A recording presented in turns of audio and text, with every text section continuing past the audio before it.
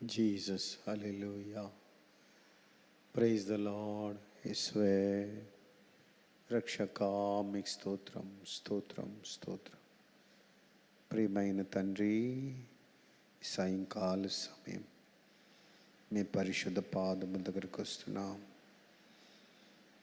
మమ్మల్ని ఎంతగానో ప్రేమించిన దేవుడు, సాయంత్ర సమయంలో ప్రభువా, కార్య ఆరంభము నుండి అంతం వరకు మీ అధ్యక్షతన మీ యొక్క సన్నిధిలో ప్రభువా మమ్మల్ని స్థిరపరచండి, బలపరచండి, కనికరించండి, దయ చూపించండి. రక్షక, మీరు మా నోటికి బోరగా ఉండండి. బిడ్డలు పాడుచుండగా ప్రభువా వారి కంఠమును ముట్టండి, వారితో మీ సన్నిధి ఉంచండి. ప్రభువా తండ్రి, అన్నీ కూడా క్రమముగా సక్రమముగా నీ సన్నిధిలో నీ నామమై మార్గమై ముందుకు కొనసాగుటకు సాయం చేయండి. యేసయ్యానికి స్తోత్రం.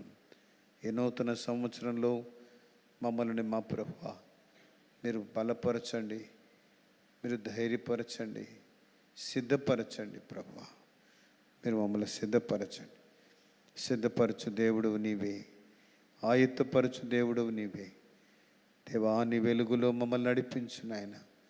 నీ వెలుగులో నువ్వు కోరుకుంటున్న రీతిగా మీరు మమ్మల్ని నడిపించు దేవుడు అయినందుకు స్తోత్రం.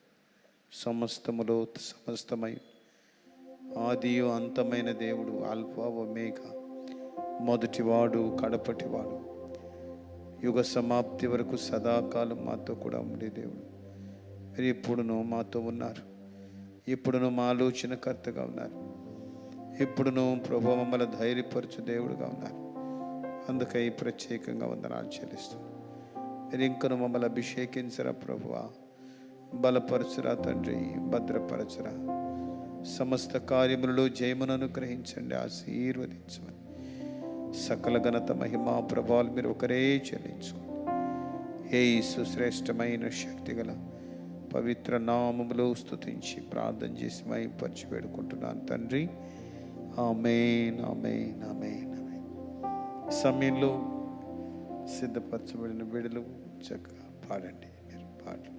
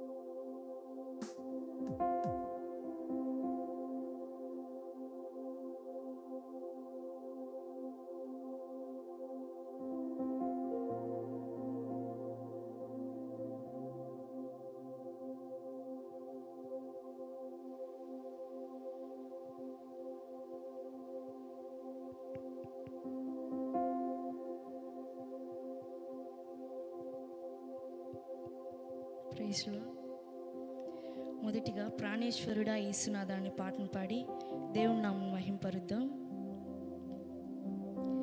ప్రాణేశ్వరుడా యేసునాథా, ప్రాణేశ్వరుడా యేసునాథా, పూర్ణ హృదయముతో ప్రతి మేలును నీ తలంచి ప్రీతితోను స్తుతించే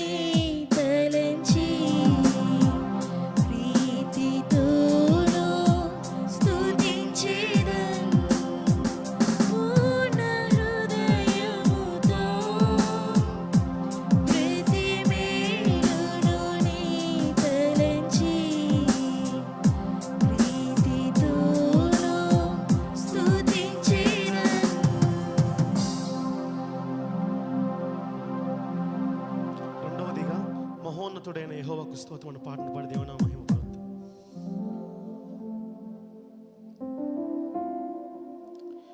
నాదు ఆశ్రయం కేడము కోటయు నేను నమ్మిన నా దేవుడవేగా. నాదు ఆశ్రయం కేడము కోటయు నేను నమ్మిన నా దేవుడవేగా. మహోన్నతుడైన యెహోవాకు స్తోత్రం, స్తుతిగానంతో కీర్తించేదం. మహోన్నతుడైన యెహోవాకు స్తోత్రం, స్తుతిగానంతో కీర్తించేదం. నాదు ఆశ్రయం కేడము కోటయు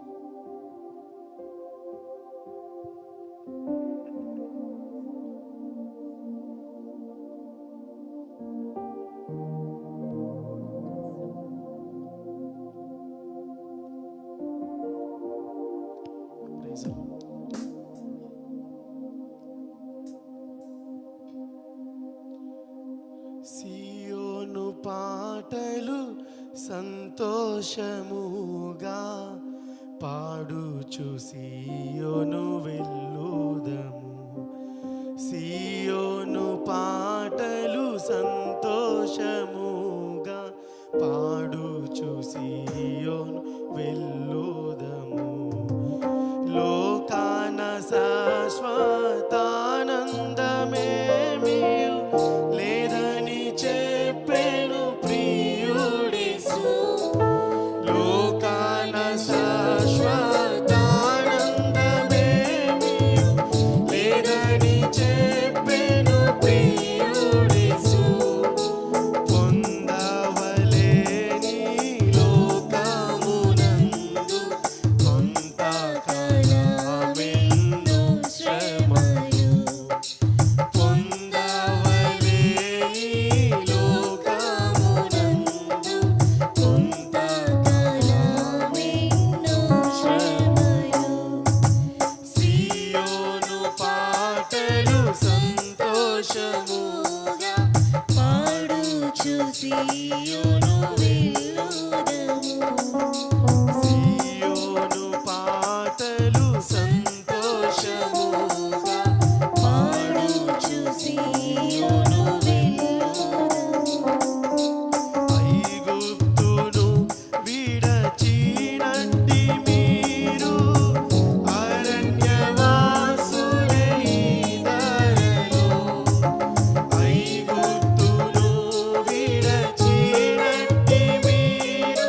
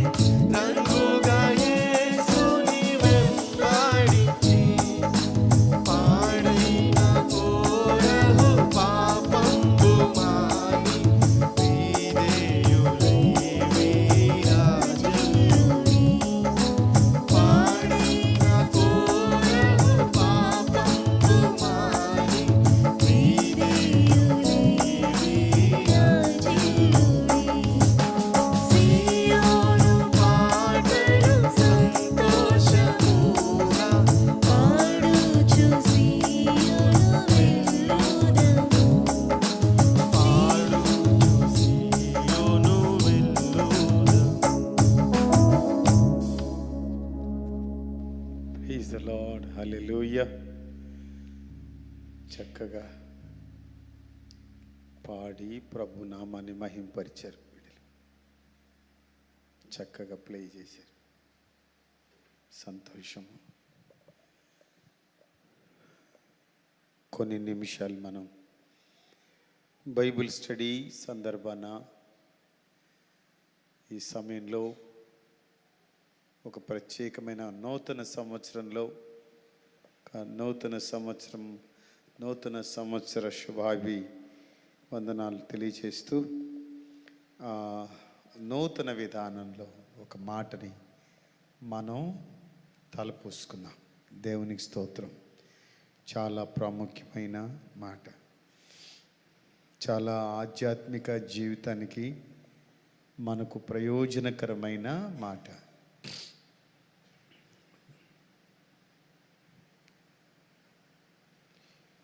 తీతు 2వ అధ్యాయం, 1 తిమోతి 2వ తిమోతి తర్వాత తీతు రాసిన పత్రిక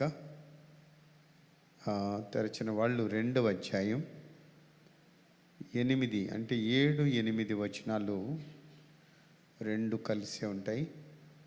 చదువుకుందాం. పరపక్షమందుండువాడు మనలను గూర్చి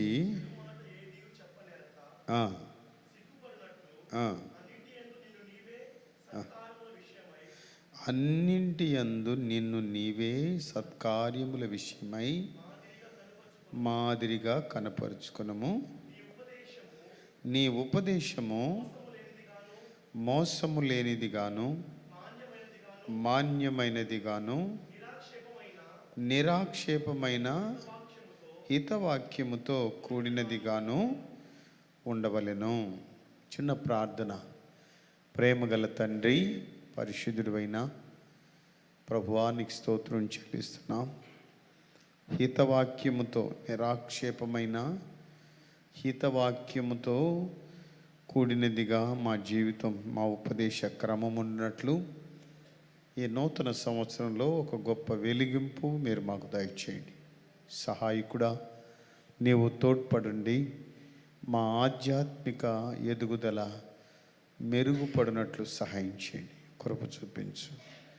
ఆశీర్వాదమునకు నీవే ఘనుడవు, పాత్రుడవు, మహనీయుడు, నమ్మదగిన దేవుడు. మీకు స్తోత్రం చెల్లిస్తున్నాను. ఆశీర్వదించండి. యేసయ్య నామములో స్తుతించి ప్రార్థన చేసి మహిమపరిచి వేడుకుంటున్నాను తండ్రి. ఆమెన్. ఆమెన్ చెప్దామా? హల్లెలూయా. ఇక్కడ అన్ని విషయాలు కూలంకషంగా ఇప్పుడు చదువుకున్నా అది అంత సంపూర్ణంగా అర్థం కాదు. అర్థమయ్యేటట్లుగా నేను ఒక చిన్న బిట్టు, ఒక చిన్న మాట చెప్తాను. ఆ పిల్లలు ఒకసారి ఏడకొచ్చిన దుపట్ట ముసుకేస్తారు.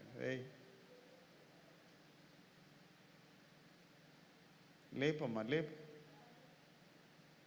ఏంది సమయం, ఏంది దుపట్ట ముసుకేసేది? లైన్ పై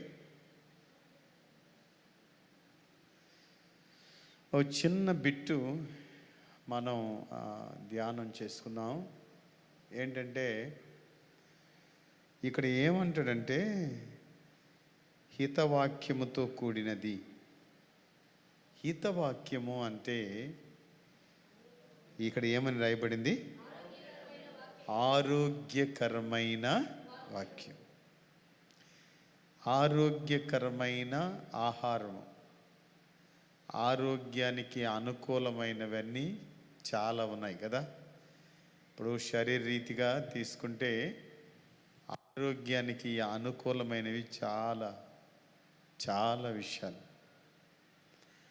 ఇప్పుడు ఎక్కడ చూడు యూట్యూబ్లో ఆరోగ్య సూత్రాలు ఎక్కువైపోయినాయి కదా. ఆరోగ్య సూత్రాలు ఎక్కువ. షుగర్ తగ్గాలంటే, బీపీ తగ్గిపోవాలంటే, ఇంకా రకరకాలుగా మెడిసిన్స్ ప్రకృతిలో నుండి, కాయలు, ఆకులు, కాండాలు, వేర్లలో నుండి ఎన్ని రకాలైనటువంటి ఔషధాలు ప్రకృతిలో దాగి ఉన్నాయో మనకే తెలియడం లేదు. అంత మన చుట్టే ఉన్నాయి, బట్ మనకు ఏమీ అర్థము కావడం లేదు. ఏ చెట్టులో ఏ రకమైన గుణం ఉండదో మనకు తెలియడం లేదు. పరిశోధకులు చాలామంది, ఆయుర్వేద పరిశోధకులు దాన్ని ఏం చేశారంటే పరిశోధన చేస్తూనే ఉంటారు ఇప్పటి వరకు. చేసి ఈ చెట్టుని వదలబాకండి, ఈ కాయలు వదలబాకండి అని. పౌలు ఏమంటాడంటే ఆరోగ్యకరమైన బోధ, ఆరోగ్యకరమైన వాక్యం. వాక్యంలో ఆరోగ్యం ఉన్నది. నేను మీకు మాట చెప్తాను. వాక్యములో ఆరోగ్యం ఎక్కడుంది అనేది ఇప్పుడు మనం నిదానంగా కొంచెం పరిశీలిద్దాం, ఎందుకంటే చాలా ప్రయోజనకరం ఇది. అపోస్తుడైన పౌలు తిమోతిలకు రాస్తూ 4వ అధ్యాయం 2వ వచనం. తిమోతి 4:2 వచనం చదువుదామా? వాక్యమును ప్రకటించుము, సమయమందును అసమయమందును ప్రయాసపడుము, సంపూర్ణమైన దీర్ఘశాంతముతో ఉపదేశించుచు ఖండించుము, గద్దించుము, బుద్ధి చెప్పుము. ఎందుకంటే జనులు హిత బోధను సహింపక, అంటే దేన్ని సహింపక? 3వ వచనంలో హిత బోధ అంటే ఆరోగ్యకరమైన. తీతులో మనం చదువుకున్నాం 2:8. అక్కడ ఏమన్నాడు?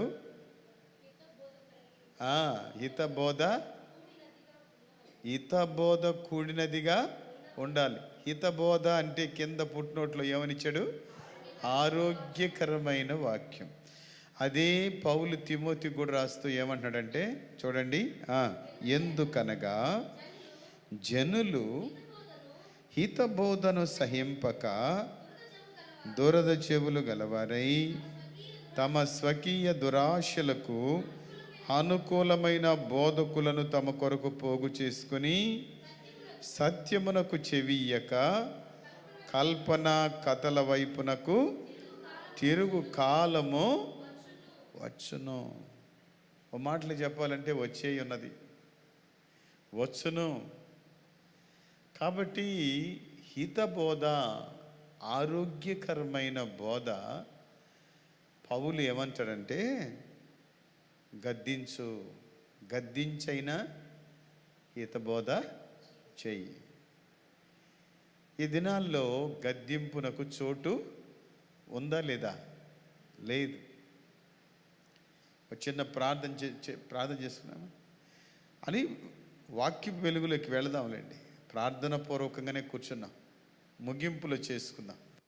కానీ నేనేమంటానంటే ఇది గనక మనం అర్థం చేసుకోగలిగితే మన ఆధ్యాత్మిక ఆరోగ్యమే మన జీవితంలో సర్వరోగ నివారణి. హల్లెలూయా. మన ఆధ్యాత్మిక ఆరోగ్యం సర్వరోగ నివారణి. అది ఒక ప్రత్యేకమైన, అంటే మన చింతలలో మన ఆలోచన గమనాల్లో ఏమి తొలగిపోద్ది అని అంటే దోషమో తొలగిపోద్ది. దేవునికి స్తోత్రం కలుగును గాక. అందుకే అంటాడు గద్దింపునకు గద్దించు, గద్దింపు ఖండించుము, ఉపదేశించుము, ఖండించుము, గద్దించుము, బుద్ధి చెప్పుము. ఇప్పుడు నాటు వైద్యము అంటేనే కఠినమైన పథ్యం కదా, కొంచెం పథ్యం కరెక్ట్గా ఉండాలి అని అంటారు. సో అదే విధంగానే దేవుని వాక్యం గన అలవాటు అయిపోయినామంటే, గద్దింపు అలవాటు పడితే ఈ ఆరోగ్యం ఎక్కడుందంటే గద్దింపులో ఉంది. వాక్యము చేత గద్దింపునకు హృదయాన్ని సార్థకం చేసుకోవాలి.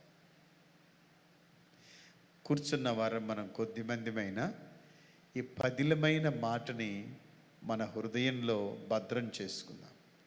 యోబు గ్రంథకర్త అంటాడు 5వ అధ్యాయం 17వ వచనంలో, యోబు గ్రంథకర్త 5వ అధ్యాయము 17వ వచనం. నాయన చదువు. అబ్బా, ఇక నా ఆరమరే లేదు, ఆలోచించే పనే చెప్పాలి మీరు నాతో కూడా లేదు. ఎవరు ధన్యుడు? ఇప్పుడు మనం ధన్యులము కావాలి అని అంటే గద్దింపునకు లోబడాలి. దేవుడు గద్దించు మనుష్యుడు కాబట్టి భూలోకంలో ధన్యజీవులు మనం కావాలి. వాస్తవంగా ఏ సంఘములో గద్దింపు ఉండదో, ఏ వ్యక్తికి గద్దింపు ఉండదో, ఏ కుటుంబానికి దేవుని గద్దింపు ఉండదో, ఇప్పుడు గుడ్డిగా చెప్పేయచ్చు మనం. ఏమని? వారు ధన్యులు. అది ధన్యజీవులు కాలేరు. దేవుని గద్దింపుని మనం క్షుణ్ణంగా పరిశీలిస్తే మనం ధన్యులు. ఎలాగ ధన్యులో చెప్తాను నేను. దేవుని గద్దింపు ఒక కార్యాన్ని ప్రారంభంలో నెరవేర్చింది. ఏంటి ఆ నెరవేర్పు?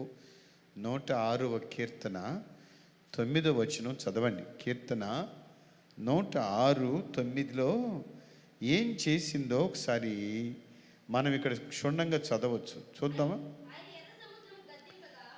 ఆయన ఎర్ర సముద్రమును గద్దింపగా.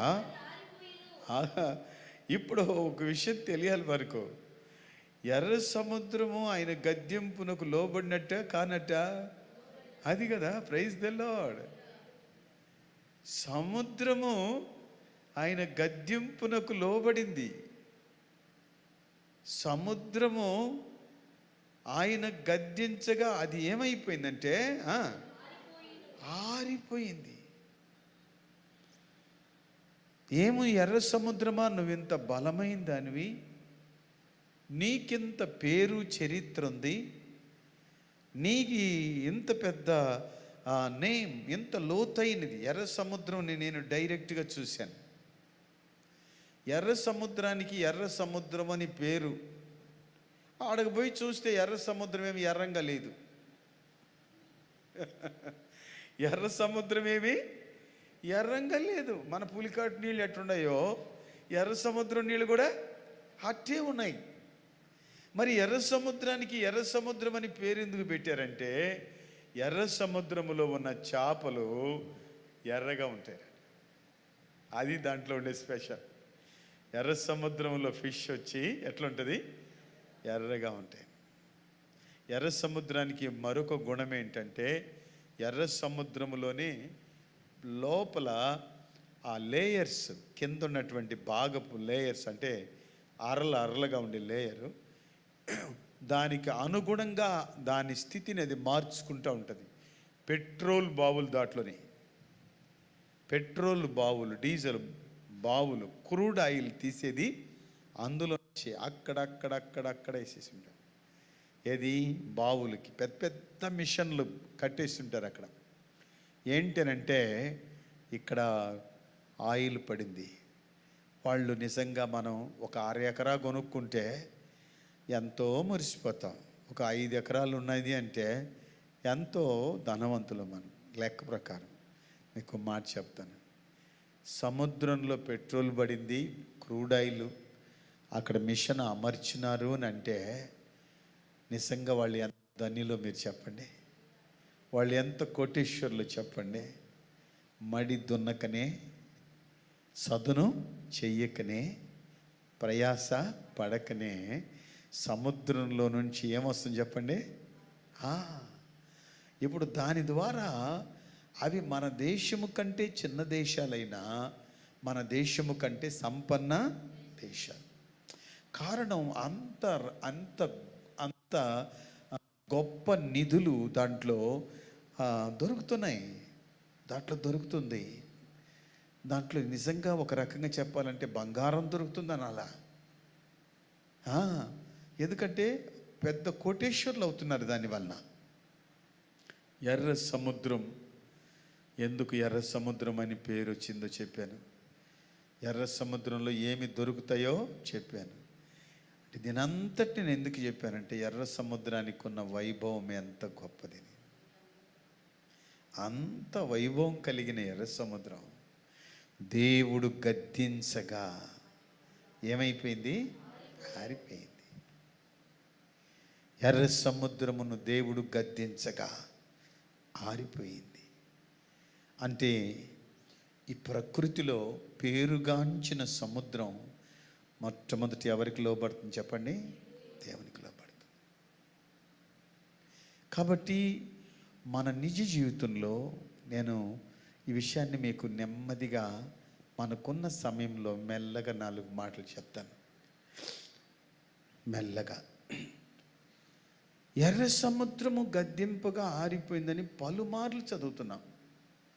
అప్పుడు మనకు వచ్చే అర్థమయ్యేది ఏంటంటే దేవుని బలం ఎంతటిదో చూడని. నిజమే.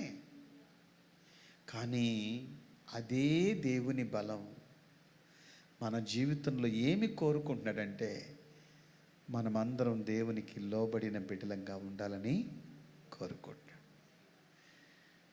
సముద్రము ఆయన మాట వింటుంది, ప్రకృతి ఆయన మాట వింటుంది. బట్ మాట విన్నోళ్ళు ఎవరు? మానవుడే.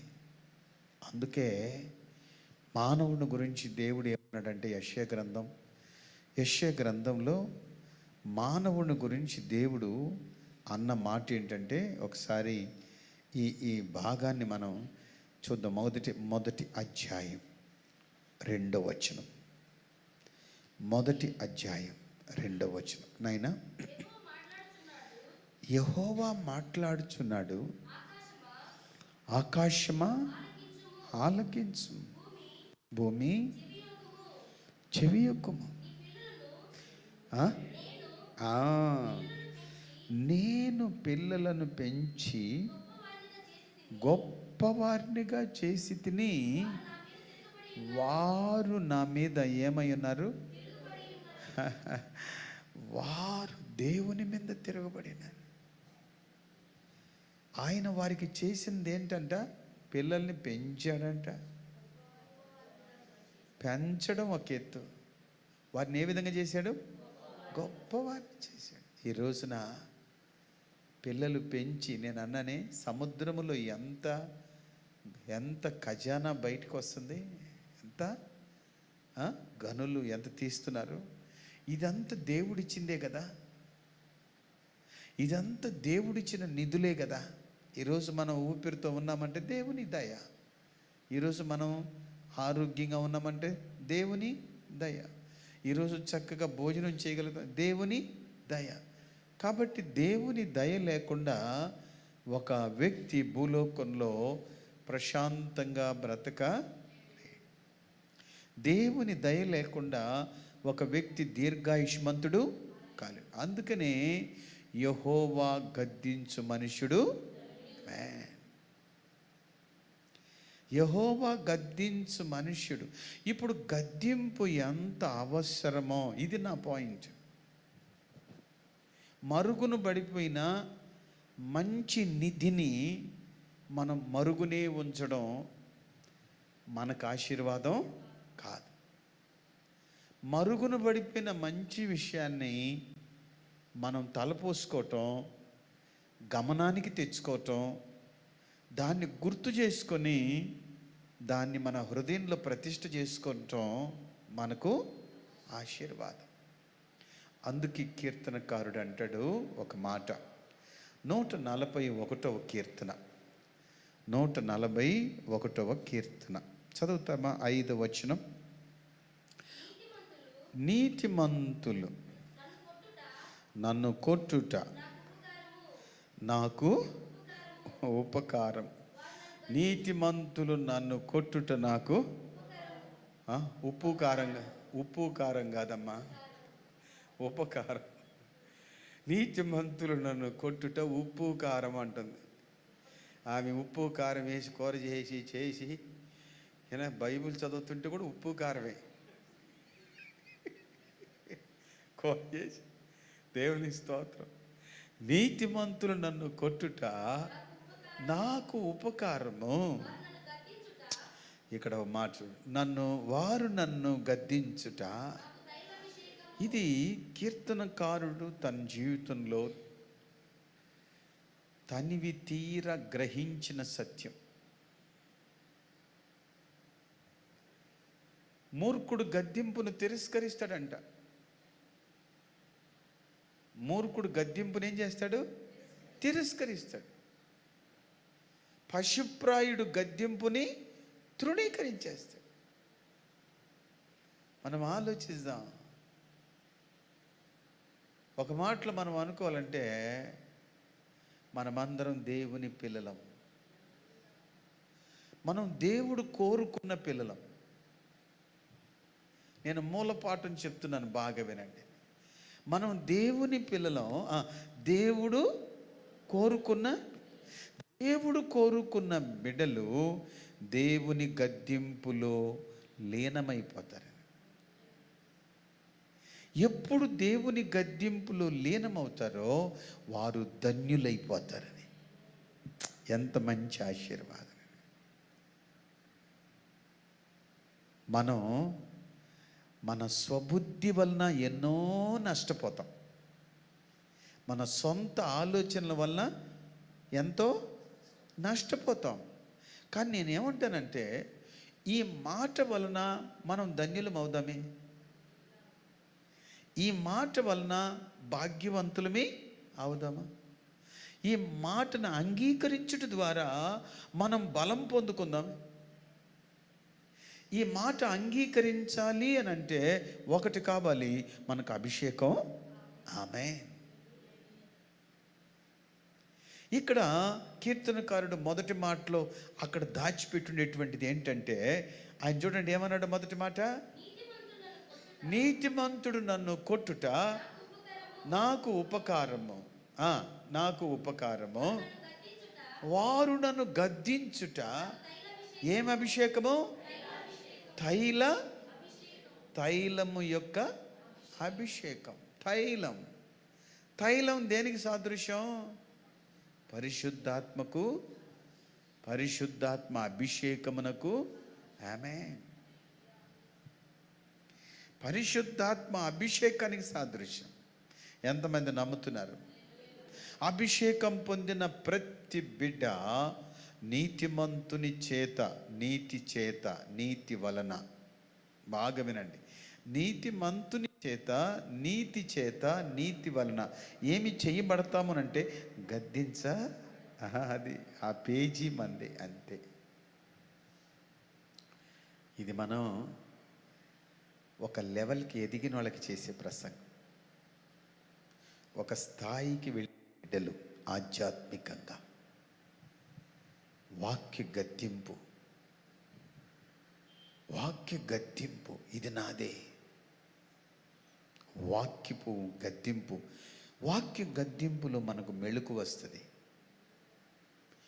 వాక్య గద్దింపులో మనకు భయం వస్తుంది. వాక్య గద్దింపులో జ్ఞానం వస్తుంది. నీకు మెళుకు వస్తుంది, మై మర్చి పడుకొని ఉంటుంది, సోమరిగా ఉంటాం, సచ్చుగా పడి ఉంటాం. కొంచెం గద్దించి లే, ఎంతసేపు పడుకుంటావు, నిద్ర ముఖమా అంటారు కదా ఇంట్లో పిల్లల్ని. ఎంతసేపు పడుకుంటా, నిద్ర ముఖమా, పని చేయాలి పైకి. అప్పుడు ఏమొస్తుంటే మెళుకువా. అంతేకాదు, ఆ గద్దింపులో జ్ఞానం, చురుకుదనం గొప్ప భాగ్యం. అందుకని చూడండి, దేవుని గద్దింపును రిసీవ్ చేసుకోవాలంటే తైలాభిషేకం కావాలి. దైవ గద్దింపులో తైలాభిషేకం. చాలామంది అభిషేక కూటాలు జరుపుతుంటారు. ఇది ఎంత వెరితనం అంటే మీరు బాగా వినండి, ఇప్పుడు చెప్తాను. అభిషేకం అభిషేకం అభిషేకం అంటే అని ఏడెగిరి ఆడెగిరి ఏడు. ఆగండి, నేను అది నన్ను అడిగితే ఆగండి ఆగండి ఆగండి అట. ఏమనంటే తైలాభిషేకము, నీ అభిషేకము వాక్యపు వెలుగులో ఆరోగ్యకరమైన బోధలో అమరడానికి. ఆ తైలాభిషేకం ఆరోగ్యకరమైన బోధని ఎత్తుకుతుంది. ఆరోగ్యకరమైన బోధలో అది ఈడుబడుతుంది, అతుకుతుంది. ఎక్కడైనా తప్పుడు ఉపదేశం జరుగుతుంటే కూర్చోడానికి ఇష్టపడ. I don't like that. నా మేం మాటి వినమండి. ఎందుకనంటే ఇక్కడ ఏమి లేదు, ఆరోగ్యము.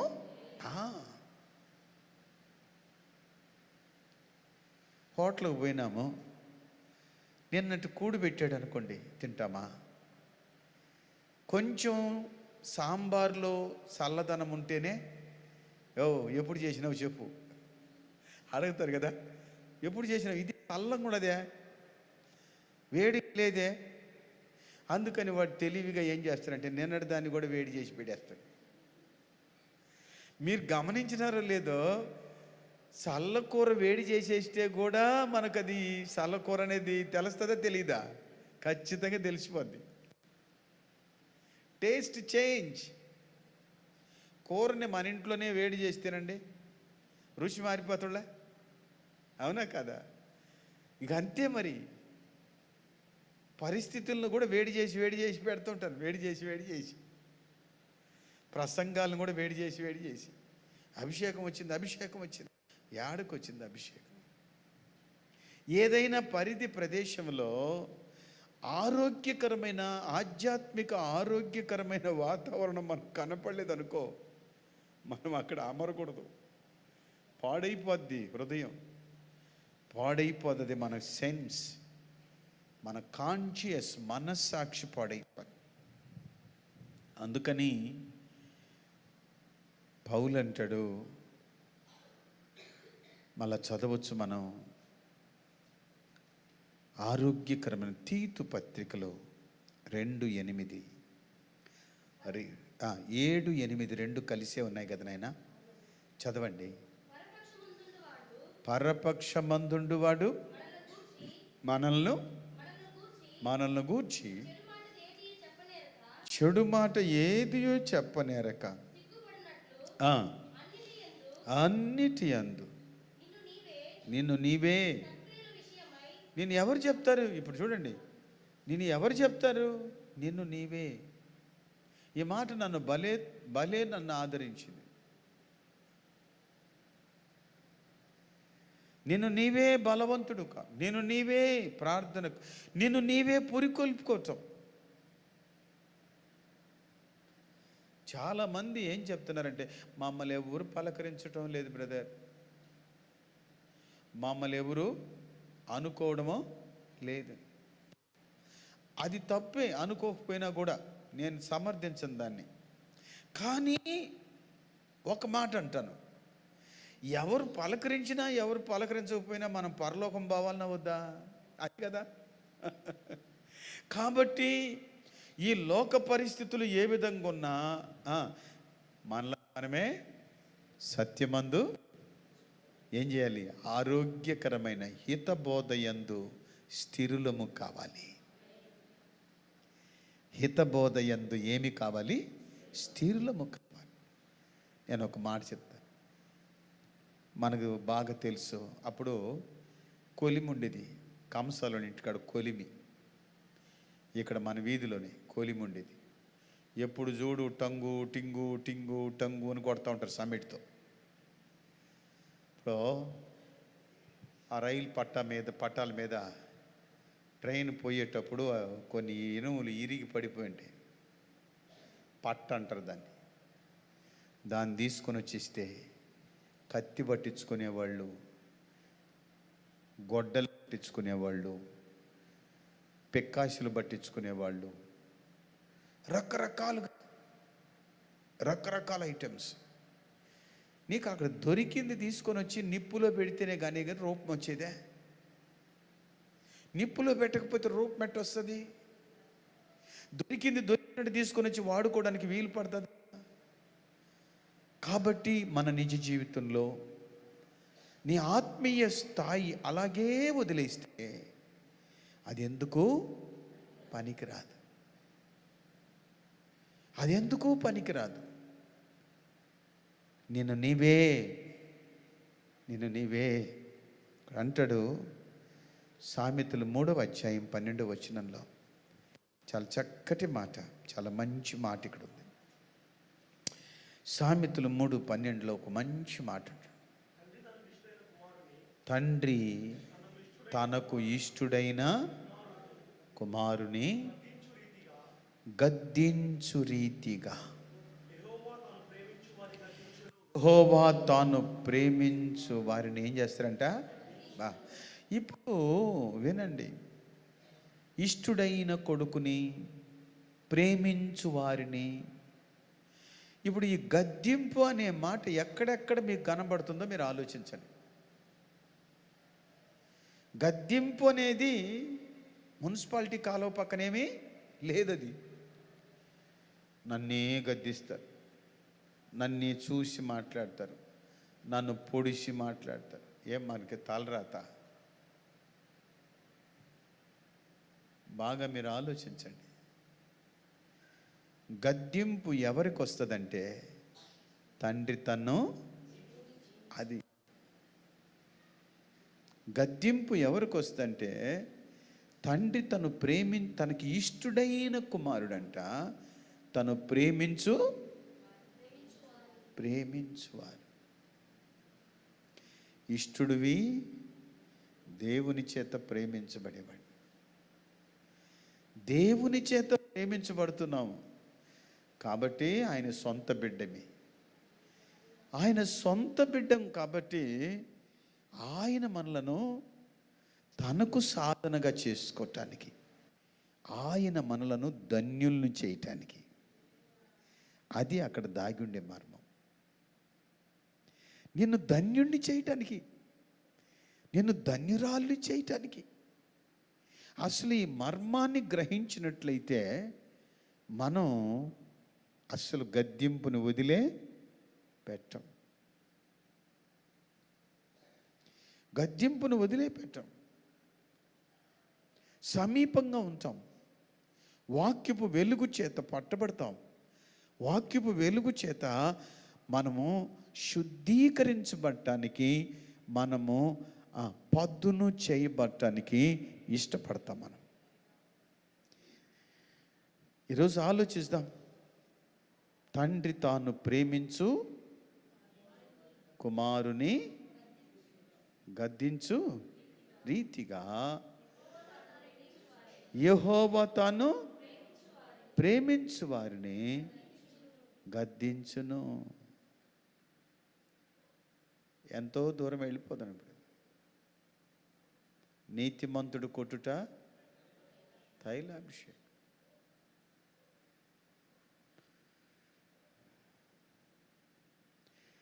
నీతిమంతుడు గద్దించుట వానికి తైలాభిషేకం. చూడండి, ఇప్పుడు సపోజ్ నిర్భయంగానే దేవుని సన్నిధిలో ఉన్నారు అనుకోండి. ఎందుకయ్యా అంటున్నావు? సరిగా ఉండ అన్నారే. అసలు నిజంగా అభిషేకం ఉన్న వారికి అయితే తైలాభిషేకం అది. అవునా? ఆ గద్దింపు వలన అతను ఏమవుతున్నారంటే రీఫ్రెష్, తిరిగి మరలా నూతనపరచబడుతుంది. ఆ గద్దింపు అతన్ని తిరిగి మరలా ఏం చేస్తుంది చెప్పండి? నూతనపరుస్తుంది, తిరిగి మరలా నింపుతుంది, తిరిగి మరలా దేవుని వెలుగు చేత ప్రకాశింప. ఇక్కడ మీతో ఒక మాట చెప్పాలి. ప్రభుతో పాటు శిష్యులందరూ బలలో పాలు పంపులు పొందుతున్నారు. యోధా ఇస్కరియోతు కూడా బలలో పాలు పంపులు పొందుతున్నాడు. యోధ మొక్క ముంచుకొని నీతిమంతుని సభలో ఉండలేక చీకట్లోకి బాగా ఆలోచించాలి. అతను తిరిగి రీఫ్రెష్ అయ్యాడా? ఇది చాలామందికి ప్రయోజనం అని నేను అనుకుంటున్నాను. అతను తిరిగి రీఫ్రెష్ కాలేకపోయాడు. అవకాశం చాలాసార్లు ఇచ్చాడు దేవుడు, కానీ ఆ అవకాశాన్ని అతను ఏం చేసుకోలేకపోయాడు, లైఫ్లో పురస్కరించుకోలేక, ఉపయోగించుకోలేక పోయాడే. కాబట్టి దేవుడు తను ప్రేమించు వారిని ఆయన గద్దిస్తే ఆ గద్దింపు మనకు తైలాభిషేకంగా, ఆ గద్దింపు మనకు ధన్యజీవులంగా, నీవు ధన్యుడివి, నీవు ధన్యుడివి. ఇంకా కూడా కొన్ని మాటలు నేను మరవలేము. చూడండి, మీకు ఒక మాట చెప్తాను. అది సామెతలు 28, 23, 29, 15. అది సామెతలు 28, 23. సామెతలు 28, 23 ఏముందో చూడండి ఇక్కడ. నాలుకతో ఇచ్చకములాడు వాని కంటే నరులను గద్దించువాడు తొదకు ఎక్కువ. ముందు మేలు తెలుసుకోలేకపోయినా చెప్తుంటా చూడండి, రే నా మాటలు ఇప్పుడు కాకపోయినా రేపు ఉపయోగపడతాయిరా నీకా. తల్లిదండ్రులు అంటుంటారు కదా కదా, నేను ఇప్పుడు నీకు పగవాడినిలాగే కనపడతాను, నీకు నేను ఇప్పుడు పగవాడినిలాగే పగదానిలాగే కనపడతానయ్యా. నా మాటలు నువ్వు ఇప్పుడు కాదు రేపు చూస్తావు, తలపోసుకుంటావు. తుదకు అతడు ఏమి పొందుతాడంటే ఎక్కువ దయ పొందును. అంటే దీన్ని బట్టి మనకు అర్థం కావాల్సింది లోపల ప్రేమించుట కంటే బహిరంగంగా గద్దించుట మేలు. లోపల ప్రేమించడం కంటే బహిరంగంగా గద్దించడం, ఈ విషయము నాకు చాలా కాలం అర్థం కాల. లోపల ప్రేమించడము బహిరంగంగా గద్దించడం ఏందిరా ఇది అనుకున్నాను. చాలా కాలం అర్థం కాల. మా చిన్నప్పుడు అంటే రమారమి నాకు ఒక 25 సంవత్సరాలు వచ్చినాయి అప్పుడు. ఆ వయసులో అప్పుడు మా తమ్ముడు, వాడు నా వెనకలోడు, వాడికి 19-20 సంవత్సరాలు వాడికి వచ్చినాయి. మేము బయట చదువుకోవడానికి వెళ్ళిపోయినాం. ఎప్పుడో ఒకసారి ఊర్లోకి వస్తుంటాము. తమ్ముడు ఇంట్లోనే ఉండి వ్యవసాయం చూసుకుని. మా ఇంట్లో మా నాయనకి తాగుడు అలవాట్లేదు, బీడీ తాగుతాడు. ఆ టైంలో చైన్ స్మోకర్ అని చెప్పాలి. కానీ ఇది ఈ ప్రసాదాలు ఏం తాగడం. ఆయన సారాయి తాగే అలవాటు లేకపోతే బ్రాందీ తాగే అలవాటు లేదు. ఊర్లో ఏం జరిగిందంటే, ఈ తిరణాళ్ళు అవి జరుగుతాయి కదా, అప్పుడు ఇంటికి ఒక బుడ్డిని పంచుకుంటారు. మా అమ్మ ఏం చేసిందంటే, ఆ టైంలో మా వాడు కొంచెం పెద్దోడైనాడు కదా, మా తమ్ముడా, వాడిని చూసి, రే అందరూ తాగుతుండలా, నువ్వు తాగితే ఎవరు దీన్ని? ఆమెకి తెలియలే. ఇదిగో మా ఇంటి భాగం ఒకటి టీండి అని చెప్పి తీసుకొని వాడికి రహస్యంగా షాక్ అయిపోయినా నేను. మా అమ్మేంది ఈ పని చేస్తుంది, మా అమ్మేంది ఈ పని చేసింది, కొడుకుని తాగమని చెప్తున్నది. అది షాక్ అయిపోయినా నేను. రే నీకేం తెలుసు ఊరుకోరా, మేము ఒకవేళ నేను అడిగిన అనుకో, రే నీకేం తెలుసు ఊరుకోరా అంటే, తల్లులు పిల్లలు చేసే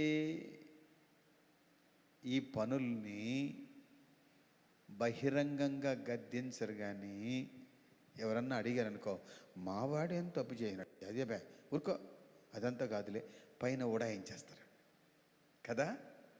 పైన వీళ్ళు లోపల ఏంటంటే వాళ్ళు చేసేటువంటి పొరపాటుని కపుతా కపుతా కపుతా కపుతా కపుతా వచ్చేస్తారు. కానీ వాక్యం ఏం చెప్తుందంటే ఇది లోపల ప్రేమ. లోపల ప్రేమించుట కంటే బహిరంగంగా. ఒకడికి ఉరిశిక్ష విధించారంట. ఉరిశిక్ష విధించి వాడిని ఆఖరిగా నువ్వు కోరిక కోరుకుంటారు అడుగుతారు కదా, ఆఖరి కోరిక కోరుకో అన్నారంట. మా అమ్మని చూడాలన్నాడు అంటాడు. ఇది తెలుసు మీకు, అమ్మని చూడాలని ఉంది అన్నాడంట. అయ్యరా ఆఖరి కోరిక కదా, వాళ్ళ అమ్మని చూడాలంటున్నాడు, వాళ్ళ అమ్మని పిలిపించండి అంటే వాళ్ళ అమ్మ వచ్చింది. వస్తే వాళ్ళ అమ్మని నీ చెవిలో ఒక మాట చెప్పాలని చెప్పి చెవు బట్టి కొరికాడు. నీ చెవిలో మాట చెప్పాలని చెవు బట్టి ఏమినంటే, నువ్వు నేను పక్కింట్లో పోయి తోటకూరదంటూ దొంగిలించుకొచ్చినప్పుడు కన్నా నన్ను బహిరంగంగా గద్దించుంటే. ఎట్టా బహిరంగంగా గద్దించు. ఇంత దూరం వచ్చుండు కదమ్మా, ఇంత పెద్ద పనిష్మెంట్కి కారణం ఎవరుమా నువ్వు చెప్పుమా. నన్ను లోపల ప్రేమించి నేను ఏమి చేసినా నువ్వు సమర్థిస్తా, లోపల ప్రేమిస్తా రాబట్టి ఇప్పుడు నా గతి ఎడగదెల్లారింది. ఇప్పుడు నా మరణానికి కారణమే నువ్వు, ఇప్పుడు నా చెడ్డ పేరుకు కారణమే నువ్వు. గనుక ప్రియులారా, ఇక్కడ వ్రాస్తాడు, మళ్ళొకసారి రిపీట్ చేస్తారా? 28:23 సామెత.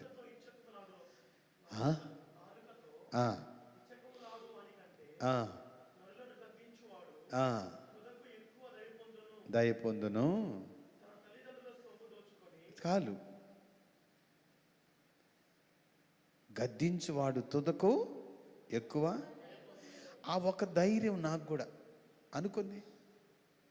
బిడ్డల్ని దేవుని వాక్యము చేత సరిచేద్దాం, గద్దిస్తాం. వారు ధన్యులగుదురు, వారు తైలాభిషేకం పొందుకుంటారు, వారు తిరిగి రీఫ్రెష్ అవుతారు, వారు దేవుని యొక్క ముఖాన్ని ప్రశస్తంగా చూస్తారు, దేవునికి ముందు నిలబడతారు. ఇది గొప్ప భాగ్యం కదా.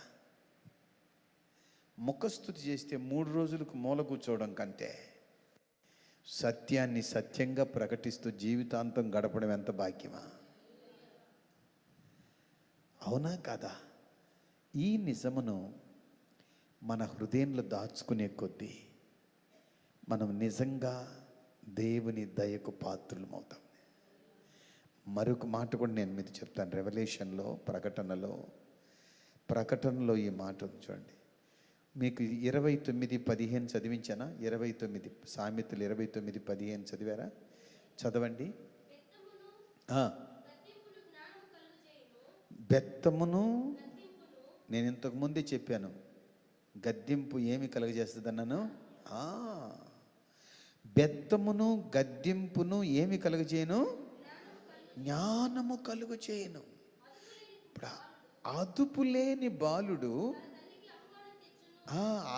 అనుమానం కాదుమా, అదే అవమానం. నువ్వు ఉప్పు కారం అంటావు, అవమానం. సరేలే, స్తోత్రం కలుగును గాక. సరదాగా కాసేపు దేవుని యొక్క వాక్యపు వెలుగులో ఒకసారి రిపీట్ చేయండి ఆ మాటని. బెత్తమును గద్దింపును జ్ఞానమును కలుగు చేయండి. ఇప్పుడు చూడు, అదుపు లేని బాలుడు. ఏం బాలుడు? ఏం బాలుడు? మీకు ఒక ఎగ్జాంపుల్ చెప్తాను. గంట సేపు ఈ మాదిరిగా కూర్చున్నారంటే అదుపు లేకపోతే కూర్చుంటారా? మీరు ఆలోచించండి. బైబిల్ స్టడీ, ఆదివారం ఆరాధన, గృహ కూడిక, ప్రార్థనా సమయం. మనం ఎందుకు అమరాలి అంటే మనలను మనం అదుపు చేసుకోవడానికి. ఏం చేసుకోవడానికి? కాసేపు కూర్చుందని. ఈ సమయం మన ఇష్టం, లోకంలో కూడా గడపచ్చు. కానీ లోకంలో ఉంటే నానా చింతలు అవన్నీ ఆలోచించాల్సింది. కాసేపు దేవుని సన్నిధిలో మనలను మనము ఆదుపు చేసుకోవటం, మనలను మనం ఆదుపు చేసుకుంటే మనం ధన్యులమవుతాం. ఆనంద తైలము, అభిషేక తైలం, గద్దింపులో ఉండే రహస్యం, గద్దింపులో ఉండే రహస్యం. దేవునికి స్తోత్రము కలుగును గాక. అందుకని ప్రకటనలో కూడా ఈ మాట చదవమని. ప్రకటన 7వ అధ్యాయం 5వ వచనం. ప్రకటన గ్రంథం 7వ అధ్యాయం 5వ వచనం చదువుతారా?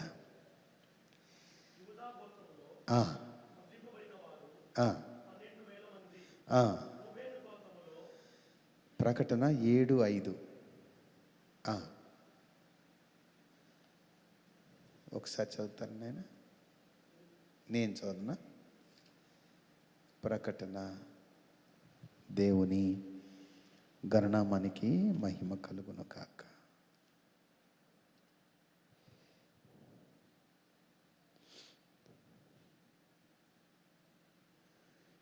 Praise the Lord. 5వ వచనం. ముద్రింపబడ్డ వారి సంగతులు ఇక్కడ మనకు బాగా కనబడుతున్నాయి కదమ్మా. Praise God. హల్లెలూయా, హల్లెలూయా, హల్లెలూయా.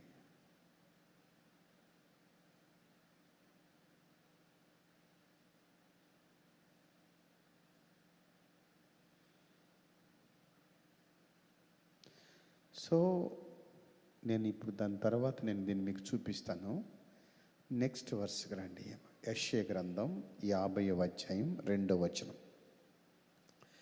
యెషయా గ్రంథం 50వ అధ్యాయం 2వ వచనం. ఓకే.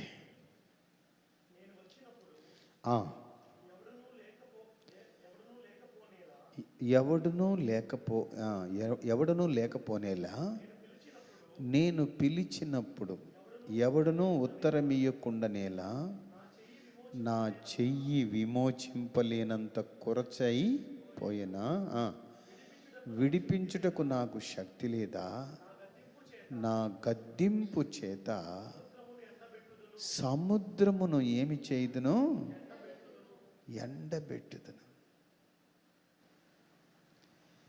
అదే ప్రకటనలో కూడా అంటాడు, నా గద్దింపు చేత సముద్రమును ఆయన గద్దింపునకు. నేను ఒకటే, అది పౌరుషంతో కూడిన మాట. ఈరోజు అదే జీన్ మనలో పనిచేసి మనలో ఆలోచించాల్సింది ఏంటంటే, దేవుడు తాను గద్దించు మనుష్యుడు ధన్యుడు గనుక, సముద్రమునే ఎండబెట్టగల సమర్థుడు గనుక, నేను ఎలాగా ఆ అభిషేకములో అమరగలను అని అంటే, సంఘ పరిధిలో వాక్యపు వెలుగులో, సంఘ పరిధిలో వాక్యపు. అందుకని 141:5 నీతిమంతుడు నన్ను కొట్టుట. ఒకసారి చదువుతున్నాయి. నీతిమంతుడు నన్ను కొట్టుట నాకు ఉపకారము, వారు నన్ను గద్దించుట. ఇది సంఘ పరిధిలోనే జరగాలి, సంఘ పరిధిలో జరగాలి. నేనేమంటారంటే, ముగిస్తాను, నా సంఘము గద్దింపుతో కూడిన వర్తమానాన్ని అందించగల సంఘం. నా సంఘము అంటే, ఇప్పుడు చూడండి, మనం బజార్లోకి వెళ్తే మనకిష్టమైంది అమ్ముతున్నారు అనుకోండి. మా బజార్లో చాలా మంచి ఐటెం అమ్ముతారు. ఒక మంచి పకోడీ వాసన వస్తుంది, మంచి పకోడీ వాసన వస్తుంది, గమగమ అంటుంది. పలానా టైంకి అది అమ్ముతున్నారు, అది నీకు ఇష్టం అంటే సరిగ్గా టైంకి వెళ్ళి ఏం చేస్తావు? కానీ పెట్టుకొని ఉంటాం. ఆ మధ్యలో మేము వేరే చోటు నుంచి వస్తున్నాం, విజయవాడ నుంచి వస్తున్నాను. ఒంగోలులో నాకు తెలీదు, ఒంగోలులో వచ్చేసి మైసూర్ పాక్ అమ్ముతారు. ఆ మైసూర్ పాక్ పేరేదో నాకు మర్చిపోయాను. ఒక ఆయన పేరు అది అల్లూరయ్య స్వీట్. అల్లూరయ్య స్వీట్లో ఒంగోలులో మైసూర్ పాక్, అల్లూరయ్య మైసూర్ పాక్ ఫేమస్. ఉండదు, కొనుక్కొని వెళ్ళిపోతారు, కిలోలు కొనుక్కొని వెళ్ళిపోతారు. ఒకరోజు నేను వస్తూ ఉన్నాను, నాకు మనసంతా అల్లూరయ్య స్వీటు మైసూర్ పాక్ తీసుకోవాలని. ఆ టైంలో కృష్ణారెడ్డి గారు ఫోన్ చేశారు. ఒంగోలులోకి వచ్చేటప్పుడు, ఎక్కడున్నారు సార్ అన్నాడు. నేను ఒంగోలు వెళ్తున్నాను సార్. ఒంగోలు అయితే ఒంగోలుకి వస్తే అల్లూరయ్య పకోడీ అమ్ముతారు చూడండి, దొరకదు మీకు. 11 గంటల నుంచి క్యూలో ఉంటారంట అక్కడ. ఎప్పటి నుంచే 11 గంటల నుంచి 1 గంటకి అయిపోద్దంట అల్లూరయ్య అంగట్లో ఉండే పకోడీ ఫినిష్ అయిపోద్ది, ఇంక దొరకదు. కాబట్టి మీరు వచ్చేటప్పుడు పకోడీ అడగండి. ఆయన చెప్పిన తర్వాత నాకు ఇంకా నోట్లో నీళ్ళు ఊరవడం మొదలుపెట్టి, ఓయమ్మ ఇంకా అది ఇంకెంత బాగుంటుంది, నాకు ఇది ఒకటే తెలుసు, అది కూడా ఉందండి అప్పుడు వరకే. తర్వాత తీరా మేము అక్కడికి వెళ్తే ఆయన సూరుమంట చెప్పిన మాట ఏంటంటే, పని వాళ్ళు రాలేస్తారు ఈరోజు, అందుకని పకోడీ లేదు. పని వాళ్ళు రాలేదు సార్, పకోడీ వేయలేదు సార్. ఎంత ఆవురావురమని దేహానికి అది ఎంత అంటే లాలాజలాన్ని ఊరించే ఆ మధురమైనటువంటి సందర్భాన్ని మనలో పుట్టిస్తుంది ఆశ. మన ఆధ్యాత్మిక జీవితం చింత కూడా నాకు ఈ సమయంలోకి వెళితే దేవుని వాక్యము చేత గద్దింపు నాకు దొరుకుతుంది. ఆ గద్దింపు నాకు దీవెన, ఆ గద్దింపు నాకు తైలాభిషేకం, ఆ గద్దింపు నాకు ఇంకా ఆశీర్వాదం, ఆ గద్దింపు నాకు జ్ఞానం, ఆ గద్దింపు నాకు మెళుకువ. దీని మీద ఆశ మనకు కలిగే ఆ అంత స్థాయికి ఆధ్యాత్మికంగా కొంచెం కొంచెం కొంచెం ఎదుకొని. అందుకని పౌలు తిమోతి అంటాడు, మనం మొదటిగా చదువుకున్న 2వ తిమోతి 4:2 ఏమన్నాడు చూడండి. 2వ తిమోతి 4:2 చూడు అమ్మా. వాక్యమును ప్రకటించుము, సమయమందును అసమయమందును ప్రయాసపడు,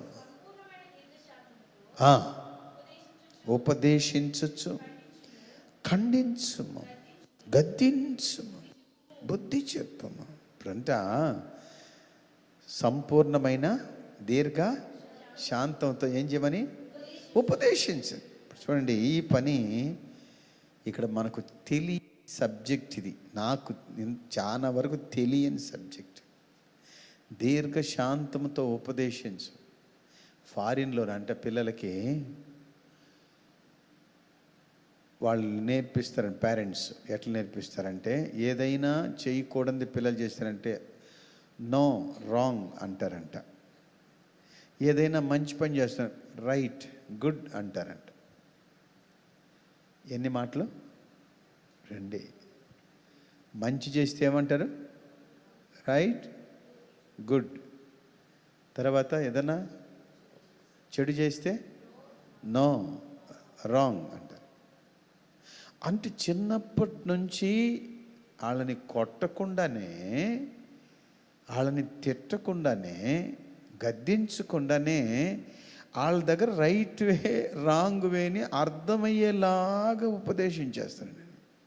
అది మనకు అర్థమే కావట్లేదు. మన కంట్రీ వాళ్ళకి అట్ట కాదు. 4 బాదులు బాధితే కానీ మనకు గుణపడదు, బాదులు 4 తింటే కానీ వాడికి గుణపడదు. ఈ 2 ఉంటాయి అన్నమాట కదా పిల్లకాయలు. రే వద్దురా వద్దురా వద్దురా వద్దమ్మా వద్దమ్మా వింటారా? ఏండ్రు ఒక 2 ఏ పన. అది ఇండియా పద్ధతి, అది మన ఇండియా పద్ధతి. కానీ ఫారిన్ పద్ధతి అది కాదు. No, wrong, yes, good. ఇట్లా ప్రేమతో ఉపదేశం చేస్తారు. దైవ క్రమాన్ని ప్రేమించే వారికి గద్దింపు కూడా ప్రియమైన వార్తలా కనపడుతుంది. నరకంలో ప్రలాపించే వాళ్ళు ఏడుస్తారనుకుంటా. అయ్యో, ఎక్కడ ఏడుస్తున్నారు చూద్దామా రండి. సామెతలు 5వ అధ్యాయం. సామెతలు 5వ అధ్యాయం. ఎలాగ ఏడుస్తున్నారు చూడండి. ఇక్కడ ఏమి చెప్పి ఏడుస్తున్నారు. 5వ అధ్యాయం 10వ వచనం నుండి. ఆ? ఆ. ఆ. ఆ. ఆ. తుదకు నీ మాంసమును నీ శరీరమును క్షీణించినప్పుడు, ఇదిగో చూడు, అయ్యో ఉపదేశము నేను ఎట్లు త్రోసివేసి తిని, నా హృదయము గద్దింపునెట్లు, అయ్యో అయ్యో. చాలా లాస్ అయిపోయినది. ఏనండి దయచేసి. అయ్యో, విచారించేది విచారణ. మీకు మాట చెప్పన, గద్దింపును త్రోసిపుచ్చిన దాన్ని బట్టి మన మనసు ఎంత సంక్షోభంలోకి వెళ్తుంది ఇక్కడ బాగా అర్థమవుతుంది. అప్పుడు దాన్ని బట్టి సంఘములో మానక చేయవలసిన పని గద్దింపుము, బుద్ధి చెప్పుము, ఖండించుము, ఉపదేశించుము. ఇవి మనకెంతైనా ఆరోగ్యాన్ని మెరుగుపరిచేవి. మన ఆధ్యాత్మిక ఆరోగ్యం మెరుగుపరిచేవి. నువ్వు రీఫ్రెష్మెంట్ అవుతుంది. యెహోవా గద్దించు మనుషుడు ధన్యుడైపోదు. తుదకు వారు దయ పొందుతారు. దాని ద్వారా వారికి జ్ఞానము కలుగుతుంది. వారు ధన్యులవుతారు. వారికి జ్ఞానము, వారు దయ పొందుతారు. దీన్ని విడిచిపెట్టేస్తే అయ్యో అయ్యో. గనుక ఇలా మనం మాట్లాడుకుంటూ వెళ్తే గద్దింపులో ఉండే రహస్యం, గద్దింపులో ఉండే ఆశీర్వాదం, లెక్కకు మించినన్ని ఈవులు దాంట్లో దాగి ఉన్నాయి. నిజంగా మనం ఈ సాయంకాలం ధన్యులమి. ఈ మాటలు మనం విన్నాం. మరుగున పడిపోయింది, బయటికి తీసుకొచ్చుకున్నాం. దాన్ని హృదయంలో భద్రం చేసుకుని, ప్రభువా నీ వాక్యపు వెలుగు ఎంత బలమైంది, ఈ అద్భుత గడియ నాకు ఇచ్చావు. ఇది నా జీవితానికి దొరక్కుంటుంటే, ఈ మూల్గు నేను తినకుండా ఉంటే, దీని రుచి నేను ఎరగకుండా ఉంటే, దీని మర్మం నేను గ్రహించుకుంటుంటే నేను లాస్ అయిపోయి ఉంటాను. దేవుని సన్నిధి కావాలి నాకు. ప్రార్థిస్తామా? తలలు వంచండి. మమ్మల్ని మిక్కిలిగా ప్రేమించిన మా ప్రియ పరలోక తండ్రి, పరిశుద్ధుడు అయిన దేవా, మీ పవిత్ర పాదములు స్తోత్రం చెల్లిస్తున్నాను. ఆరోగ్యకరమైన బోధ, ఆరోగ్యకరమైన ఉపదేశం, గద్దింపు, ఖండించటం, అందులో దాగి ఉన్న అద్భుతమైన మర్మం మా జీవితానికి మీరు అందించారు. సంఘ బిడలంగా, కుటుంబంగా మా పరిస్థితి యావత్తు మేము చివరికి అయ్యో నేను ఎట్లు గద్దింపును త్రోసివేశాను, తృణీకరించానని ఏడవకుండా, భంగపడకుండా నే కృపకు పాత్రులంగా మమ్మల్ని మార్చండి. అంగీకరించే అభిషేకం దయచేయండి. తైలాభిషేకం చేత మీరు మమ్మల్ని అలంకరించండి. మా చుట్టూ అగ్ని కంచె దయచేయండి. ప్రతి బిడ్డ హృదయంలో ఇటువంటి అద్భుతమైనటువంటి నడిపింపు దయచేయండి. అద్భుతమైన పొడిగింపు దయచేయండి. కృపచేత బిడ్డలను అలంకరించండి. అలంకరించండి అయ్యా. మీరు ఆశీర్వదించమని, కనికరించమని యేసు శ్రేష్టమైన శక్తి గల పవిత్ర నామములో స్తుతించి ప్రార్థన చేసి మహిమపరిచి వేడుకుంటున్నాను తండ్రి. ఆమేన్. నా ప్రాణమా యెహోవాను సన్నతించుము, నా అంతరంగమున సమస్తమైన పరిశుద్ధ నామమును సన్నతించు. నా ప్రాణమా యెహోవాను సన్నతించు, ఆయన చేసిన ఉపకారముల్లో దేన్ని మరొకము. ఆమేన్. మన పరమ తండ్రిని దేవుని ప్రేమయు మన ప్రభువైన యేసుక్రీస్తుల వారి కృప పరిశుద్ధాత్మ యొక్క నిత్యాదరణ కూడి వచ్చిన మనందరితో సకల పరిశుద్ధులతో సదా తోడుగా ఉండి కాచి కాపాడును గాక. ఆమేన్. ఆమేన్. God bless you. Praise the Lord. అందరూ ఈ రోజున ఒక ప్రత్యేకమైన విషయాన్ని మేలుకరంగా దీవెనకరంగా తలపోసుకున్నాం.